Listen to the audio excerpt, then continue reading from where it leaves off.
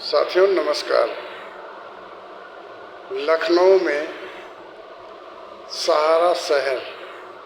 के नाम से स्वर्गीय सुब्रत राय यानी सहारा इंडिया समूह के प्रबंध तंत्र के प्रबंधकों के द्वारा उत्तर प्रदेश सरकार की लखनऊ में एलडीए व नगर निगम की जमीन लीज पर समाजवादी पार्टी के सरकार के कार्यकाल में 100 एकड़ दिया गया था, जो लीज वर्तमान समय में कैंसिल हो सकता है। सहारा समूह के द्वारा उत्तर प्रदेश सरकार से मिलकर यह जमीन 40% ग्रीन बेल्ट के लिए लिया गया था और डेवलपमेंट करने के लिए, लेकिन सहारा इंडिया के प्रबंध तंत्र ने उस पर अवैध रूप से अपना हक जमाता रहा और वो केवल सुब्रत राय का अपना महल के रूप में इस्तेमाल होता रहा। 1995 में दिया गया था, 29 साल पहले दिया गया था। सहारा ने शर्त के आधार पर नहीं डेवलप किया, जिसका केस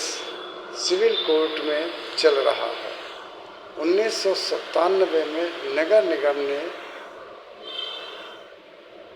आपत्ति दर्ज कराया। सुप्रीम कोर्ट के आदेश पर सहारा से भी विवाद होने के समय कुर्की करने की प्रक्रिया शुरू की गई, लेकिन वह जमीन नगर निगम की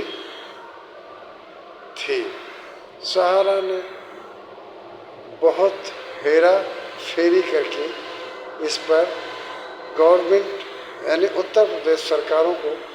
दिग्भ्रमित करता रहा। ये खबर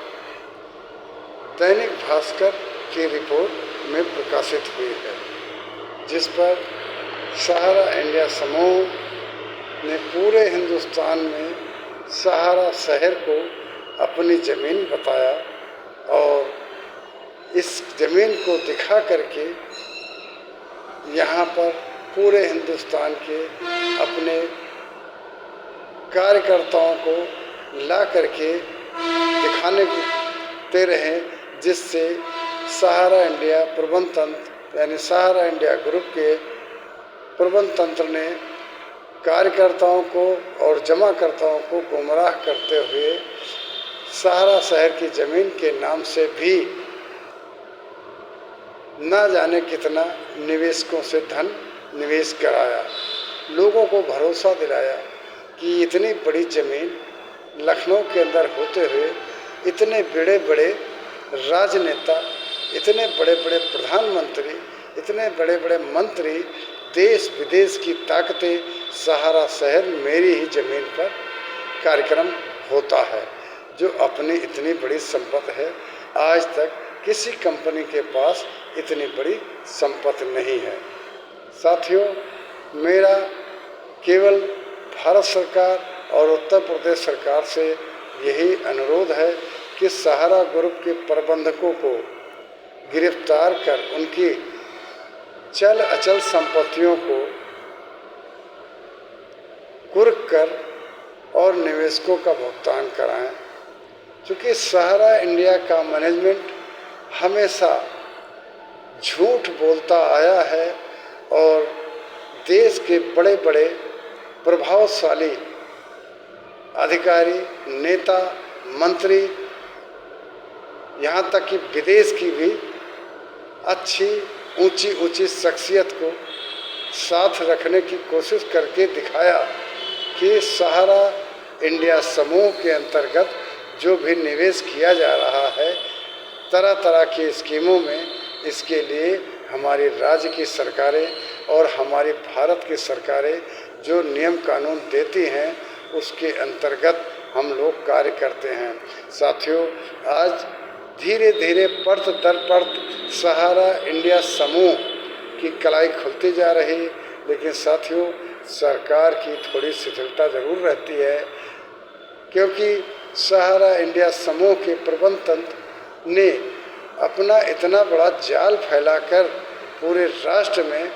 लोगों के साथ धोखाधड़ी किया है। इसको समय से पहले ही पूरे प्रबंध तंत्र को तत्काल प्रभाव से गिरफ्तार करना चाहिए था और इनकी जितनी कंपनियों के नाम से जितने भी डायरेक्टर्स हैं निजी चल अचल संपत्तियां सीज कर देना चाहिए था, तो शायद आज निवेशकों के साथ इतना बड़ा छल कपट सहारा इंडिया ग्रुप धोखाधड़ी न कर पाता। जो समय बीत चुका है उस पे तो यही कहा जाएगा कि हमारे देश के कानून और हमारे देश की सरकारों ने यदि समय रहते ऐसा कार्य कर दिया होता, कड़ाई से नियमों का पालन कर दिया होता, तो शायद भारत देश के निवेशकों का पैसा